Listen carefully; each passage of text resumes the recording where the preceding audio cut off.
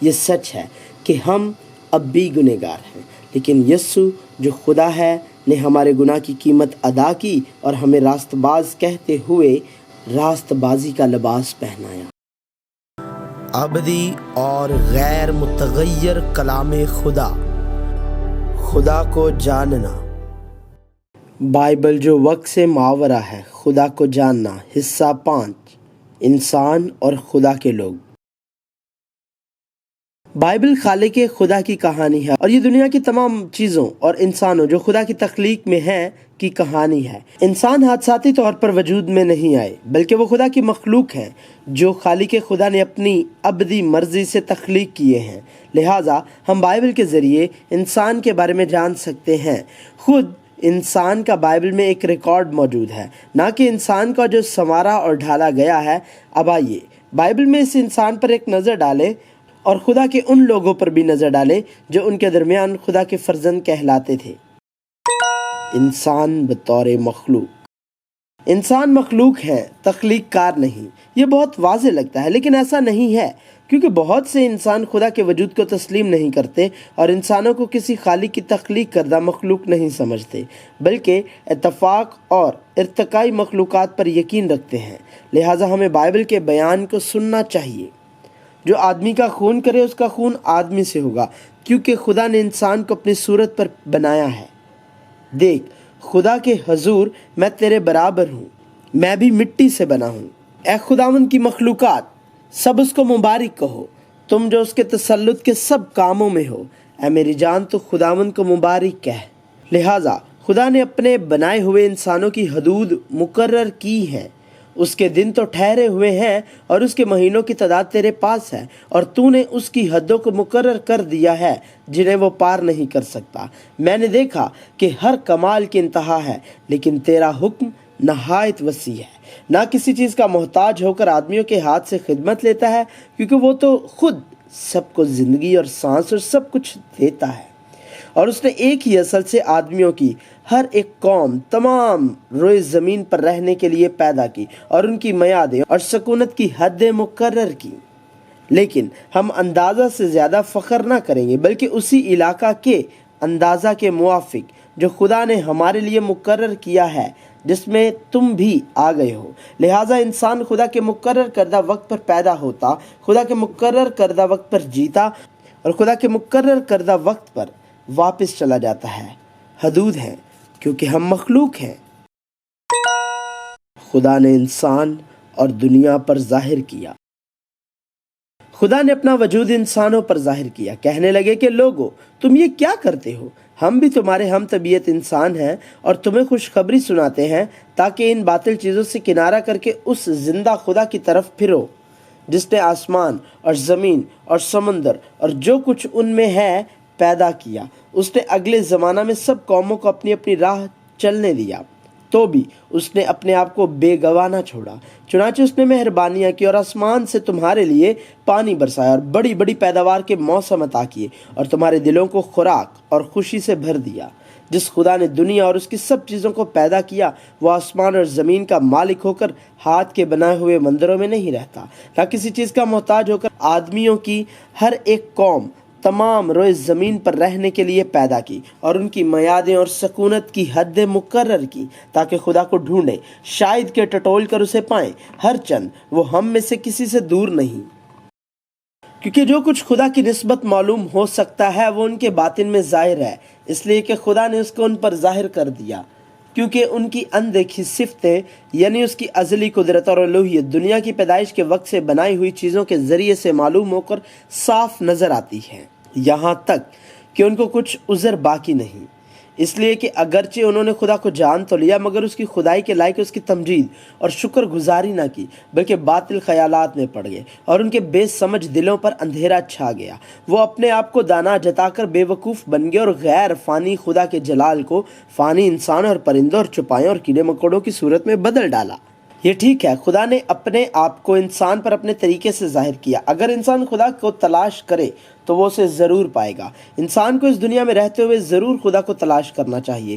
ہمیں یہ سمجھنا چاہیے کہ خدا خالق ہے اور انسان مخلوق ہیں اور خود کو تخلیق کے مقام پر عاجز کرنا چاہیے۔ تاہم انسان جو عقل مند ہونے کا دعویٰ کرتا ہے بے وقوف بن گیا ہے اور غیر فانی خدا کے جلال کو فنا ہونے والی چیزوں سے بدل دیتا ہے۔ وہ جو حکم دیتے ہیں اور جو حکم وصول کرتے ہیں۔ آدم جو پہلی تخلیق تھا عدن میں، جہاں خدا نے اسے اختیار دیا تھا، ایک بادشاہ کی طرح تھا۔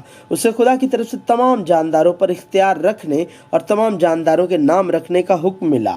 پھر خدا نے کہا کہ ہم انسان کو اپنی صورت پر اپنی شبیہ کی مانند بنائیں اور وہ سمندر کی مچھلیوں اور آسمان کے پرندوں اور چوپایوں اور تمام زمین اور سب جانداروں پر جو زمین پر رینگتے ہیں اختیار رکھیں۔ اور خدا نے انسان کو اپنی صورت پر پیدا کیا، خدا کی صورت پر اس کو پیدا کیا، نر و ناری ان کو پیدا کیا، اور خدا نے ان کو برکت دی اور کہا کہ پھلو اور بڑھو اور زمین کو معمور و محکوم کرو اور سمندر کی مچھلیوں اور ہوا کے پرندوں اور کل جانوروں پر جو زمین پر چلتے ہیں اختیار رکھو۔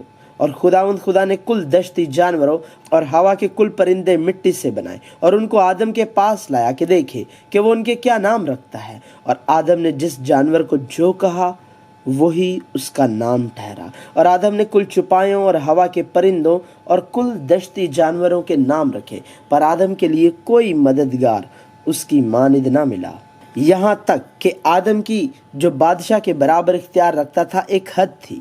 اس سے معلوم ہوتا ہے کہ وہ ایک مخلوق تھا جسے خدا کے دیے ہوئے احکام کی تعمیل کرنی تھی۔ اور خدا نے آدم کو حکم دیا اور کہا کہ تو باغ کے ہر درخت کا پھل بے روک ٹوک کھا سکتا ہے، لیکن نیک و بد کی پہچان کے درخت کا کبھی نہ کھانا، کیونکہ جس روز تو نے اس میں سے کھایا تو مرا۔ خدا کے اس حکم کی وجہ سے جس خدا نے حکم دیا وہی حقیقی بادشاہ بنتا ہے، اور یہ واضح ہو گیا کہ اگرچہ آدم ایک بادشاہ کے طور پر رہتا اور باغ عدن میں جانوروں پر اختیار رکھتا تھا، حکم پانے والا آدم بادشاہ نہیں تھا، بلکہ وہ انسان تھا جو خدا حقیقی بادشاہ کے حکم کی اطاعت کرتا ہے۔ مقام سے باہر انسان سب سے زیادہ بابرکت ہو سکتا ہے جب وہ خدا بادشاہ کے لوگوں کے طور پر فرما برداری کے مقام پر ہوں، لیکن انسان اس مقام سے نکل آئے ہیں۔ اور سانپ کل دشتی جانوروں سے جن کو خدا نے بنایا تھا چالاک تھا، اور اس نے عورت سے کہا، کیا واقعی خدا نے کہا ہے کہ باغ کے کسی درخت کا پھل تم نہ کھانا؟ عورت نے سانپ سے کہا کہ باغ کے درختوں کا پھل تو ہم کھاتے ہیں، پر جو درخت باغ کے بیچ میں ہے اس کے پھل کی بابت خدا نے کہا ہے کہ نہ تو تم اسے کھانا اور نہ چھونا، ورنہ مر جاؤ گے۔ تب سانپ نے عورت سے کہا کہ تم ہرگز نہ مرو گے، بلکہ خدا جانتا ہے کہ جس دن تم اسے کھاؤ گے تمہاری آنکھیں کھل جائیں گی اور تم خدا کی مانند نیک و بد کے جاننے والے بن جاؤ گے۔ عورت نے جو دیکھا کہ وہ درخت کھانے کے لیے اچھا اور آنکھوں کو خوشنما معلوم ہوتا ہے اور عقل بخشنے کے لیے خوب ہے، تو اس کے پھل میں سے لیا اور کھایا اور اپنے شوہر کو بھی دیا اور اس نے کھایا۔ آخر میں انسان نے اس جگہ کو لوگ خدا کے ساتھ اپنے بادشاہ کے طور پر، ایک خادم خدا کے ساتھ بطور اپنے مالک، اور ایک فرزند خدا کے ساتھ اپنے باپ کے طور پر چھوڑ دیا ہے۔ ہم خدا میں بطور بادشاہ رہ سکتے ہیں، لیکن ہم خدا سے دور بادشاہ بن گئے۔ انسان جو خدا کی مخلوق کے مقام کو چھوڑ گیا، وہ خدا کی مخالفت کرنے والوں کے مقام پر چلا گیا ہے۔ جو بادشاہ نہیں ہیں وہ تخت اور اس کے اقتدار کے لالچ میں آئے ہیں۔ ان دنوں میں زمین پر جبار تھے، اور بعد میں جب خدا کے بیٹے انسان کی بیٹیوں کے پاس گئے تو ان کے لیے ان سے اولاد ہوئی۔ یہی قدیم زمانہ کے سورما ہیں جو بڑے نامور ہوئے ہیں۔ اور خداوند نے دیکھا کہ زمین پر انسان کی بدی بہت بڑھ گئی، اور اس کے دل کے تصور اور خیال سدا برے ہی ہوتے ہیں۔ تب خداوند زمین پر انسان کو پیدا کرنے سے ملول ہوا اور دل میں غم کیا، اور خداوند نے کہا کہ میں انسان کو جسے میں نے پیدا کیا روئے زمین پر سے مٹا ڈالوں گا، انسان سے لے کر حیوان اور رینگنے والے جاندار اور ہوا کے پرندوں تک، کیونکہ میں ان کے بنانے سے ملول ہوں۔ اور کوش سے نمرود پیدا ہوا، وہ روئے زمین پر ایک سورما ہوا ہے۔ خداوند کے سامنے وہ ایک شکاری سورما ہوا ہے۔ اسی لیے یہ مثل چلی کہ خداوند کے سامنے نمرود سا شکاری سورما۔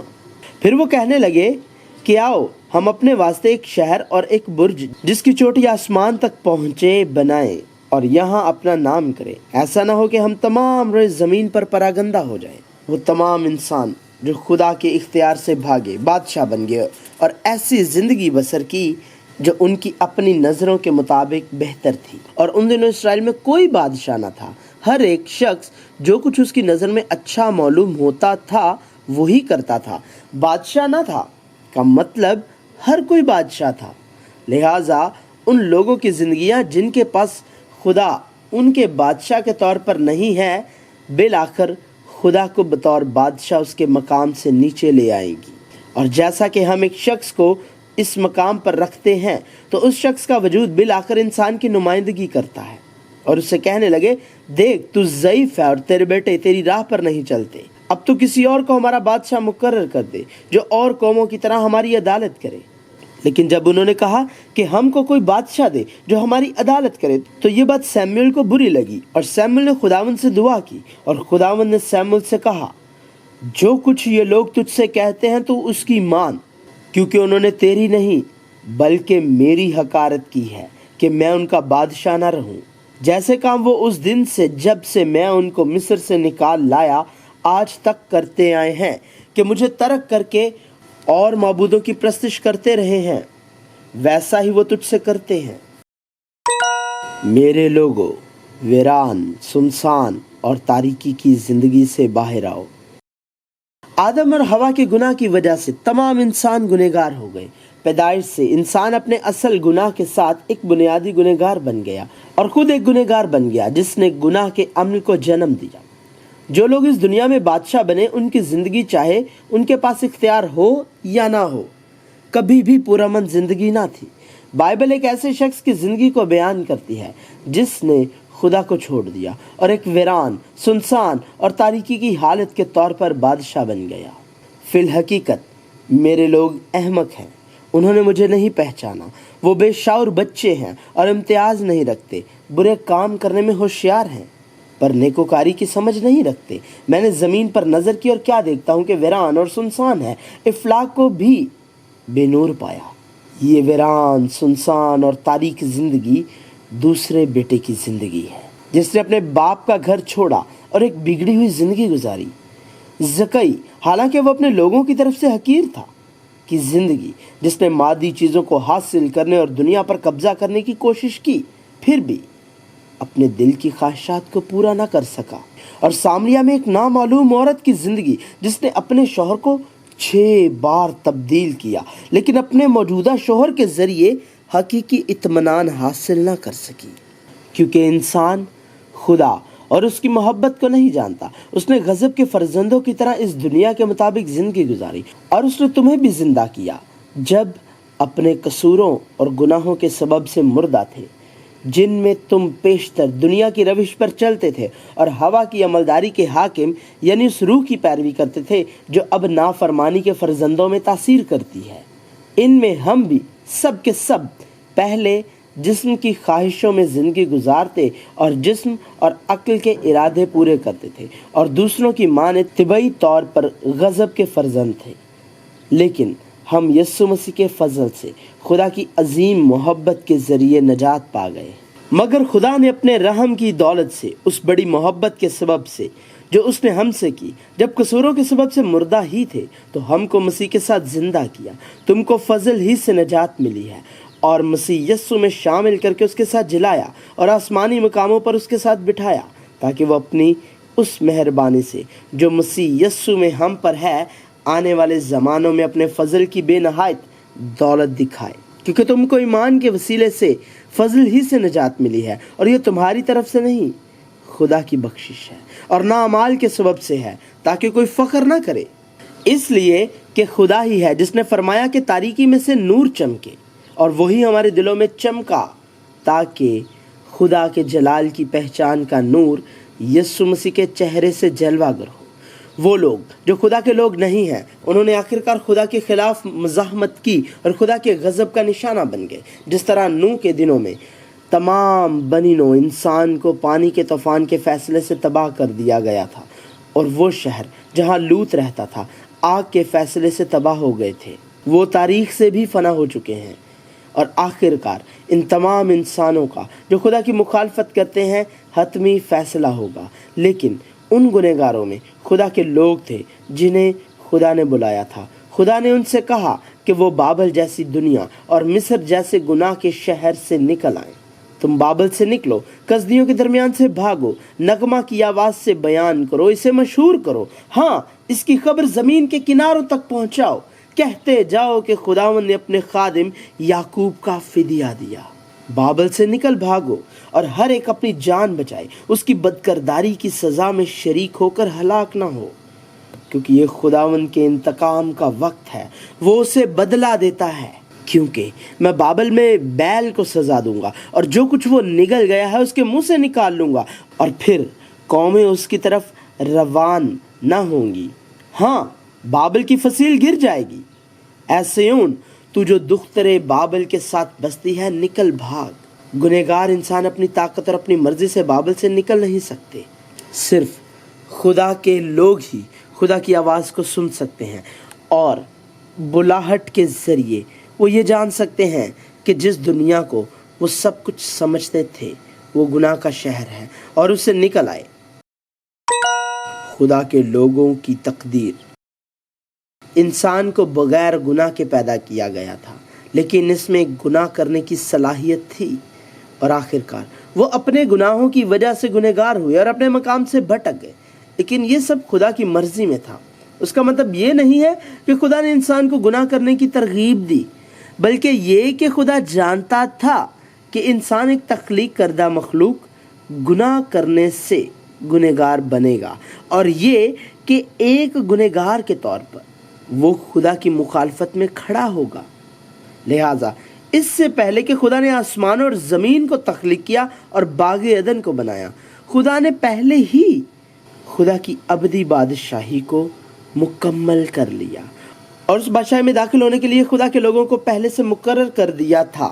خدا کے لوگوں کو خدا کی طرف سے تخلیق سے پہلے، ان کی پیدائش سے پہلے اور ان کے گنہگار ہونے سے پہلے الگ کیا گیا تھا، اور ہم کو معلوم ہے کہ سب چیزیں مل کر خدا سے محبت رکھنے والوں کے لیے بھلائی پیدا کرتی ہیں، یعنی ان کے لیے جو خدا کے ارادہ کے موافق بلائے گئے، کیونکہ جن کو اس نے پہلے سے جانا ان کو پہلے سے مقرر بھی کیا کہ اس کے بیٹے کے ہم شکل ہوں، تاکہ وہ بہت سے بھائیوں میں پہلوٹا ٹھہرے۔ اور جن کو اس نے پہلے سے مقرر کیا ان کو بلایا بھی، اور جن کو بلایا ان کو راست باز بھی ٹھہرایا، اور جن کو راست باز ٹھہرایا ان کو جلال بھی بخشا۔